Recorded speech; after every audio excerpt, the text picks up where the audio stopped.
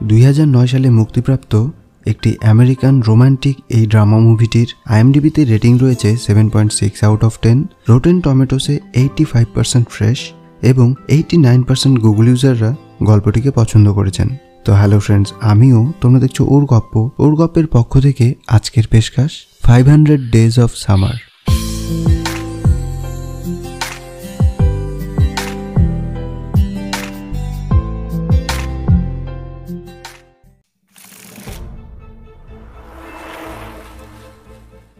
গল্পের প্রথমেই দেখানো হয় এই গল্পের প্রধান চরিত্রকে, যার নাম টম। গল্পে শুরু হয় টমের ব্রেকআপ দিয়ে। সে তার গার্লফ্রেন্ড সামারের সাথে ব্রেকআপ হওয়ায় প্রচুর ভেঙে পড়ে। সান্ত্বনা দেওয়ার জন্য তার দুজন বন্ধু পল এবং রবিন আর টমের কাজিন রেসেল আসে। রেসেল টমকে বলে, তুমি শুরু থেকে আমাদের সব খুলে বলো, কি হয়েছে। টম তাদের সবকিছু বিস্তারিতভাবে বলে। সে বলে, সবকিছু ভালো চলছিল, আমরা দুজনই একে অপরের সাথে অনেক খুশি ছিলাম, কিন্তু একদিন সে আমাকে বলল আমাদের এখন একে অপরের সাথে দেখা করাটা বন্ধ করে দেওয়া উচিত। আমরা যা করছি এটা কি নর্মাল? তখন টম বলেছিল, আমি জানি না, কিন্তু আমি তো খুশি আছি। তুমি কি এইভাবে খুশি নও? সামার তখন বলেছিল, খুশি কিভাবে? টম রেগে চলে আসলে সামার তাকে বলে, তুমি এখনো আমার বেস্ট ফ্রেন্ড। এটা শোনার পর টম আরও ভেঙে পড়ে। রেসেল তখন বলে, হয়তো তার মুড ভালো ছিল না, তাই সে এইভাবে রিয়্যাক্ট করেছে।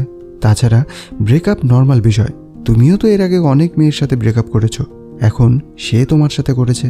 টম তখন তাদের বলে, কিন্তু সামার তাদের থেকে স্পেশাল, আমি তার সাথে ব্রেকআপ করতে চাই না, আমি তাকে ফিরিয়ে আনতে চাই। এরপর গল্প আবার প্রথম থেকে শুরু হয়। গল্পের প্রথমেই দেখানো হয় টম একটা কোম্পানিতে চাকরি করে, আর সেই কোম্পানিতেই একজন নতুন মেয়ে এসেছে, আর এই মেয়ের নাম সামার ফিন। টম ভালোবাসাতে খুবই বিশ্বাসী, কিন্তু সামার তার একদমই বিপরীত। অফিসে যেদিন তাদের প্রথম দেখা হয় সেখান থেকে তাদের গল্প শুরু হয়। টম আর সামারের জানুয়ারির 8 তারিখে দেখা হয়। তাকে দেখতেই টমের মনে হয়েছিল সামারই সেই মেয়ে যাকে সে এতদিন থেকে খুঁজছিল, আর সামারকে প্রথম দেখতেই টমের পছন্দ হয়ে যায়। সে সামারের হেয়ার থেকে শুরু করে জুতো পর্যন্ত সব কিছু পছন্দ করে। আর তাদের দেখা হওয়ার পর চতুর্থ দিনে টম আর সামারের একসাথে লিফটে দেখা হয়। তখন সামার দেখতে পায় টম তারই ফেভারিট সিঙ্গারের গান শুনছে, তাই সে তার সাথে নিজে থেকে কথা বলে। কিন্তু টম গান শুনতে থাকায় সামারের কথা কিছু বুঝতে পায়নি। তবে সে যখন বুঝতে পেরেছিল তখন সামারের চলে যাওয়ার সময় চলে এসেছে, আর টম এটা বুঝতে পেরে খুবই আফসোস করে। সে সামারের সাথে কথা বলার একটা সুযোগ মিস করে ফেলেছে। অষ্টম দিনে অফিসে পার্টি থাকে, তখন টম নিজ থেকে সামারের সাথে কথা বলতে আসে। তারা একে অপরের সাথে পরিচয় হয়। টম সামারকে জানায়, আমি একজন আর্কিটেকচার, কিন্তু আমি আর্কিটেক্টে কমফোর্টেবল নই। তাছাড়া আমার জবের একটা দরকার ছিল, তাই আমি এখানে 3 বছর ধরে কাজ করছি। কিছুদিন পর টম তার বন্ধুদের সাথে সামারকে নিয়ে কথা বলে। সে তাদের বলে, সামার হয়তো আমার প্রতি ইন্টারেস্টেড না, আমি এই ব্যাপারে কিছুই করতে পারবো না। তার বন্ধুরা বলে, তুমি সরাসরি তাকে জিজ্ঞেস করলেই পারো তোমার সাথে ডেটে যাওয়ার জন্য। আর তারই পরের দিন অফিসে তার বন্ধু বলে, এই ফ্রাইডেতে সবাই ক্যারাওকেতে যাবে, কিন্তু টম বলে সে যেতে পারবে না। তখন তার বন্ধু বলে, অফিসে সবাই যাচ্ছে, সবাই। আর এটা শুনে টমের প্রথমেই সামারের কথা মনে পড়ে, আর সেও রাজি হয়ে যায়। 28 দিনের মাথায় ক্যারাওকেতে সামারের সাথে টমের আবার দেখা হয়। টম, রবিন আর সামার একসাথে ড্রিঙ্ক করে।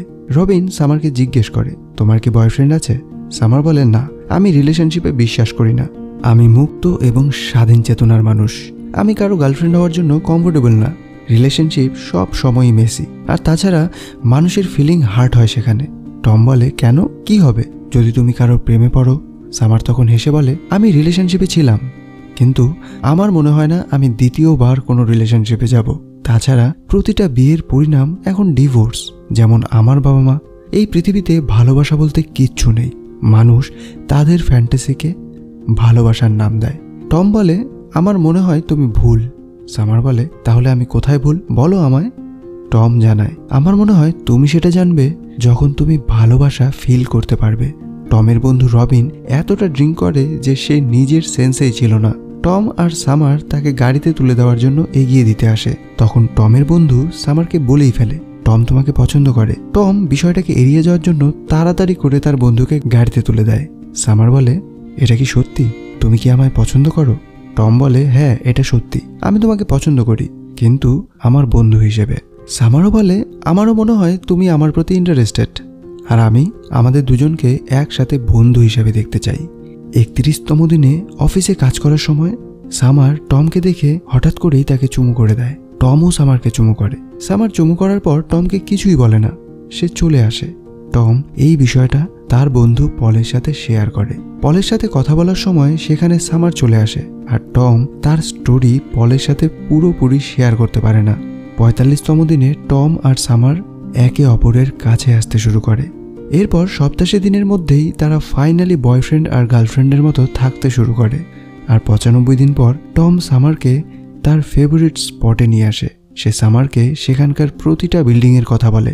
টম আরও বলে, আমি যদি পারতাম তাহলে সবাইকে এই সুন্দর স্পট নোটিস করাতাম। সামার এক্সাইটেড হয়ে টমকে একটা পেন দিয়ে বলে, আমি আর্কিটেকচার সম্পর্কে কিচ্ছু জানি না। টম তখন বলে, তুমি চাও আমি তোমাকে এঁকে দেখাই, কিন্তু আমি দুর্ভাগ্যবশত কোনো পেপার আনিনি। সামার বলে, তাতে কি হয়েছে, তুমি আমার হাত ব্যবহার করতে পারো। টম তখন সামারের হাতে সামনের বিল্ডিংয়ের ছবি আর্ট করে আর তাকে আর্কিটেকচার সম্পর্কে কিছুটা ধারণা দেয়। 109তম দিনের ভেতর সামার টমকে তার বাড়িতে নিয়ে আসে, আর সেই রাতেই টমের সব ধারণা পুরোপুরি চেঞ্জ হয়ে যায়। সামার তাকে বলে, আমি মাঝে মাঝে স্বপ্ন দেখতাম আমি উড়ছি, মাঝে মাঝে আমি স্বপ্ন দেখতাম আমি অনেক দৌড়চ্ছি, আমি শূন্যে ভাসছি। এটা এক সুন্দর বাস্তব অনুভূতি। আমার নিজেকে মুক্ত আর সেফ মনে হতো, কিন্তু তারপর আমি বুঝতে পারি আমি আসলে সম্পূর্ণ একা। আর আশ্চর্য বিষয় হলো, আমি এর আগে এসব অন্য কাউকেই বলিনি। আর সামারের এই কথাটাই টমের সব কিছু নষ্ট করে দেয়। টম তখন সামারকে বলে, আমার ধারণা আমি যে কেউ নই, আমি স্পেশাল। সে এই সব কিছু আবার তার বন্ধু পল আর রবিনের সাথে শেয়ার করে।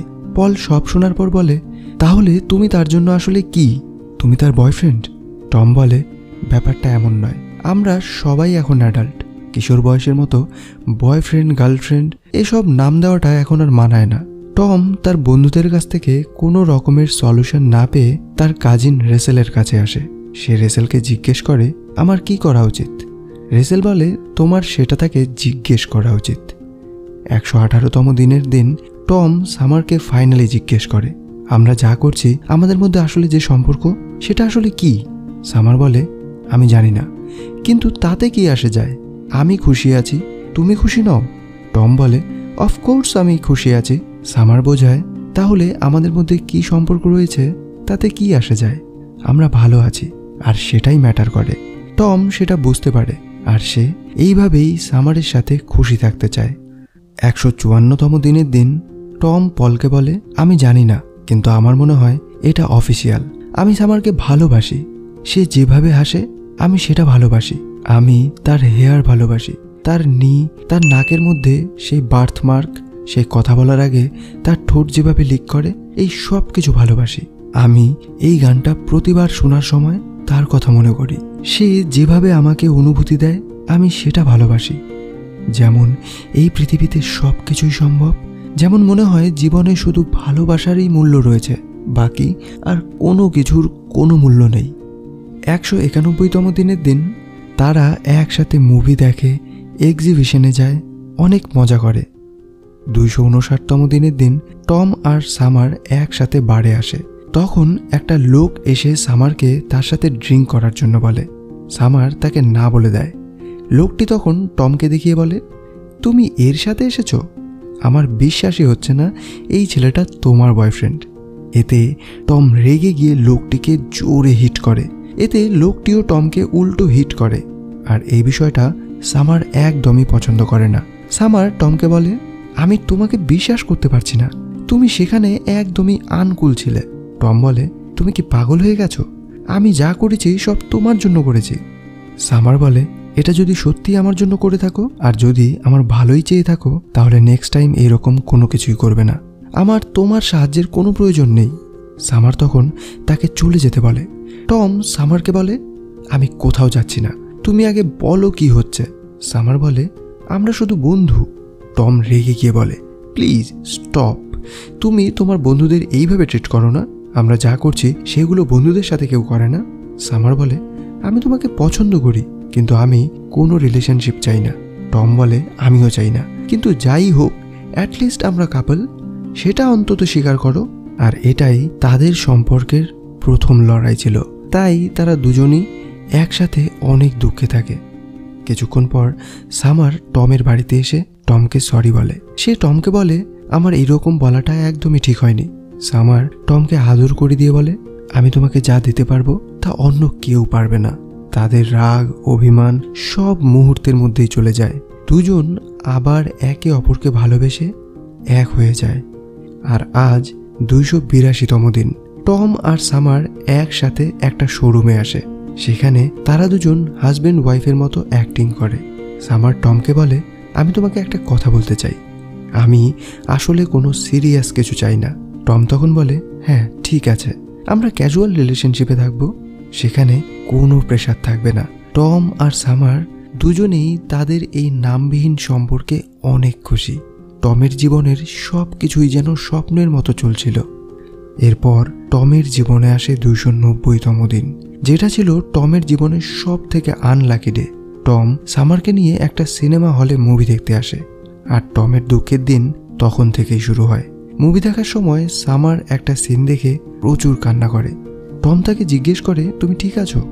সামার বলে আমার উচিত একজন আরেকজনকে দেখা বন্ধ করে দেওয়া, আমরা যা করছি এটা কি ঠিক, এটা কি নর্মাল? আর এই বলেই সামার টমের সাথে ব্রেকআপ করে নেয়। আজ 303তম দিন। টম অফিসে আসে। সামার টমের সাথে ব্রেকআপ করে নেওয়ার পর সে প্রচুর ভেঙে পড়ে। তখন তার কলিগ বন্ধু রবিন বলে তোমার উচিত বই লিখতে শুরু করা, তাহলে তুমি তাকে ভুলতে পারবে। তখন তার কাছে সামারের ইমেল আসে, আর সামার তাকে জানায় আমি আশা করি আমরা বন্ধু হয়ে থাকতে পারবো। টম এই ইমেলটা দেখে একদম চমকে যায়, কেননা সে এখনও সামারকে তার জীবনে ফিরে পেতে চায়। টম পরের দিন সামারের সব কিছু ঘৃণা করতে শুরু করে। সে বলে আমি তার সেই 1960 সালের হেয়ারস্টাইল হেট করি, আমি তার শরীরে থাকা বার্থ মার্ক হেট করি, আমি তার সব কিছু হেট করি। তখন বাসে সেই গানটা বেজে ওঠে, যেটা শুনলে টমের সব সময় সামারের কথা মনে পড়তো। সেই গান শোনার পর টম চিৎকার করে বলে আমি এই গানটাকেও হেট করি। বাসের ড্রাইভার তাতে রেগে গিয়ে টমকে বাস থেকে নামতে বলে। এরপর 345তম দিনে টম তার বন্ধুর কথায় ব্লাইন্ড ডেটে আসে। ব্লাইন্ড ডেটে এসে সারাক্ষণই সামারের কথা বলে। সেই মেয়েটিকে বলে আমি তাকে ভুলে যেতে চাই, কিন্তু আমি জানি একমাত্র এই পৃথিবীতে সেই আমাকে হ্যাপি রাখতে পারবে। সে একদমই ইমোশনলেস, এভিল, বলতে গেলে সে একটা রোবট। মেয়েটি তখন টমকে জিজ্ঞেস করে সে কি তোমার সাথে কখনো চিট করেছে, বা সে কি তোমার অ্যাডভান্টেজ নেওয়ার চেষ্টা করেছে? টম বলে না, এরকম কিছু করেনি। মেয়েটি বলে সে তোমাকে পরিষ্কার করে বলেছে সে বয়ফ্রেন্ড চায় না। টম তখন বুঝতে পারে। এরপর 402তম দিন। টম আর সামারের আবার দেখা হয়। তারা একই ট্রেনে তাদের কলিগের বিয়েতে আসে। টম সামারকে দেখে ইগনোর করলেও সামার তাকে দেখে কথা বলতে আসে। সামার তাকে কফি খাওয়ার জন্য অফার করে। তারা দুজন কফি পান করার সময় প্রচুর গল্প করে। তাদের আবার বিয়েতে দেখা হয়। টমকে সামার তার সাথে সেখানে ডান্স করার জন্য বলে। তারা দুজন একসাথে ডান্সও করে। এরপর সামার তাকে ফ্রাইডের দিন তার বাড়ির পার্টিতে ইনভাইট করে। টম সামারের অ্যাপার্টমেন্টে আসে। সে ভেতরে ঢোকার সময় যা এক্সপেক্ট করে তার রিয়ালিটি থেকে সম্পূর্ণ ভিন্ন হয়।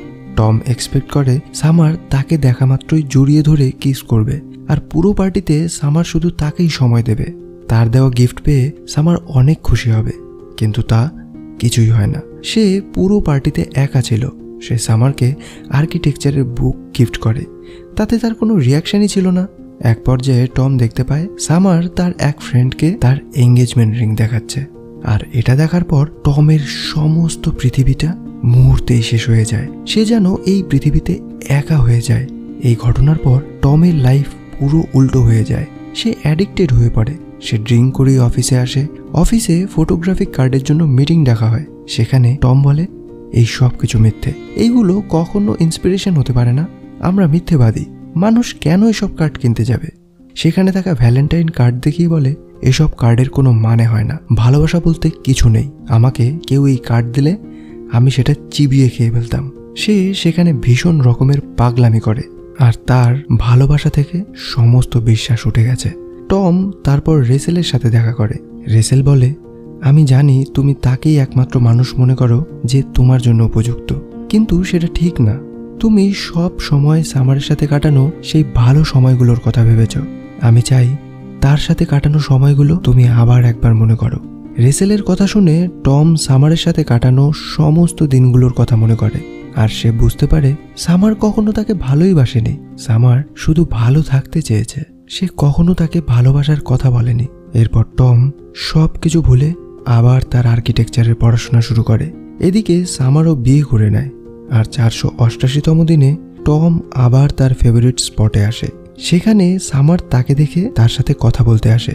সে টমকে বলে, তুমি আমাকে এখানে নিয়ে আসার পর থেকে এই জায়গাটা আমারও ফেভারিট স্পট হয়ে গেছে। টম বলে, আমি অফিস ছেড়ে দিয়েছি। তুমি ম্যারিড তাই না? সেদিন বিয়েতে তুমি আমার সাথে ডান্স করেছিলে, তখন তোমার লাইফে সে ছিল, তাহলে কেন তুমি আমার সাথে ডান্স করেছিলে? সামার বলে, কারণ আমি তোমার সাথে ডান্স করতে চেয়েছিলাম। টম বলে, তুমি কখনো কারো গার্লফ্রেন্ড হতে চাওনি, আর এখন তুমি কারো ওয়াইফ। আমি এই জিনিসটা কখনোই বুঝতে পারবো না। সামার বলে, এটা হয়ে গেছে। আমার একদিন মনে হয়েছিল আমি তোমার সাথে শিওর না। টম তখন অনেক কষ্ট পেয়ে বলে, তুমি ঠিকই বলতে। ডেস্টিনি, সোলমেট, ট্রু লাভ এসবের কোনো অস্তিত্ব নেই। তখন সামার হেসে বলে, তুমি জানো আমি সেদিন বসে বই পড়ছিলাম, আর একজন লোক এসে আমাকে সেটা জিজ্ঞেস করেছিল, আর এখন সেই লোকটি আমার হাজব্যান্ড। টম তখন বলে, তাতে কি হয়েছে? সামার বলে, চিন্তা করো, যদি আমি সেদিন সেখানে না এসে মুভি দেখতাম, বা আমি অন্য কোথাও লাঞ্চ করার জন্য যেতাম, হয়তোবা আমি সেখানে 10 মিনিট পরে পৌঁছাতাম, তাহলে কি হতো? এটা সবটাই হওয়ার ছিল, তাই হয়েছে। আমি সেদিন ভেবেছিলাম তুমি ঠিক ছিলে। সামার তখন লাস্ট বারের মতো টমের হাতে হাত রাখে আর বলে, আমি সত্যি অনেক হ্যাপি যে তুমি অনেক ভালো কিছু করছো। টম সামারের সাথে কথা বলার পর অনেক হালকা হয়। সে যে প্রশ্নটার উত্তর খুঁজে বেড়াচ্ছিল তার উত্তর সে পেয়ে গেছে, আর টমকে এই জিনিসটাই সামনে এগিয়ে নিতে সাহায্য করে। 500 দিনের দিন টম আর্কিটেক্ট জবের জন্য ইন্টারভিউ দিতে আসে। সেখানে অন্য আরও একটা মেয়ে ইন্টারভিউ দিতে আসে। মেয়েটি টমকে দেখে বলে, আমি আপনাকে এর আগেও দেখেছি, আপনি কি এঞ্জেলাস প্লাজাতে যান? টম বলে, হ্যাঁ, এটা আমার শহরের সবচেয়ে প্রিয় জায়গা, কিন্তু শুধু পার্কিং জায়গাটা ছাড়া। সেই মেয়েটিও টমের সাথে একই মত পোষণ করে। মেয়েটি বলে, আমি আপনাকে সেখানেই দেখেছি। টম বলে, কিন্তু আমি কখনো আপনাকে দেখিনি। টম সেখানে বসে ভাবে সেটা একটা কোইন্সিডেন্ট ছাড়া কিছুই নয়, মিরাকেল বলতে কিছুই নেই। টমকে তখন ইন্টারভিউর জন্য ডাকা হয়। টম ইন্টারভিউ দিতেই যাবে, সে কিছু একটা ভেবে আবার সেই মেয়েটির কাছে আসে। সেই মেয়েটিকে বলে, আমরা কি ইন্টারভিউয়ের পর কফি খেতে পারি? মেয়েটি প্রথমে না করে দিলেও পরে রাজি হয়ে যায়। টম নিজের পরিচয় দিলে মেয়েটি তার নাম জানায় অটাম, আর অটাম নাম শুনে টম অনেক হ্যাপি, কারণ সামারের পর এখন তার জীবনে অটাম আসতে চলেছে। আর এই মুভিটা এখানেই শেষ। হয়তো টমের জীবনের সেই সামার ঋতু 500 দিনের জন্যই ছিল, এখন তার জীবনে একটা নতুন ঋতু আসতে চলেছে। তার জীবনে এখন অটাম আসতে চলেছে। হয়তো তাদের এখন আর কোনো কম্প্রোমাইজ করতে হবে না, তাদের মধ্যে যা হবে সব কিছুই ন্যাচারালি হবে। আমাদের জীবন কার জন্য থেমে থাকে না। সামারের পর যেমন রেইনি সিজন, তারপর অটাম আসে, তেমনি আমাদের লাইফেও এক একটা ঋতুর মতো এক এক করে নতুন নতুন মানুষের আগমন হয়। আর সব থেকে বড় কথা, আমরা প্রতিটা মানুষের থেকে শিক্ষা পেয়ে থাকি। যেমন সামার টমের সাথে থেকে তার চিন্তা চেতনার পরিবর্তন করেছিল, সে ভালোবাসা, ডেস্টিনি এই সব কিছুতে বিশ্বাস করতে শুরু করেছিল, তেমনি টমও সামারের সাথে থেকে বুঝতে পারে এই পৃথিবীর কোনো কিছুই ঠিক করা থাকে না, সব কিছু সিচুয়েশনের ওপর ডিপেন্ড করে। সিচুয়েশন আমাদের একে অপরের সাথে দেখা করায়, আবার সেই সিচুয়েশনই একে অপরের সাথে বিচ্ছেদ। এই গল্পটি বলতে গেলে প্রতিটা রিলেশনশিপের একটা বাস্তব দিক তুলে ধরেছে। আমরা ব্রেকআপের পর অনেক রকমভাবে ভেঙে পড়ি, কিন্তু এটা বলে যাই, এক ঋতু গেলে আরেক ঋতু আসবে।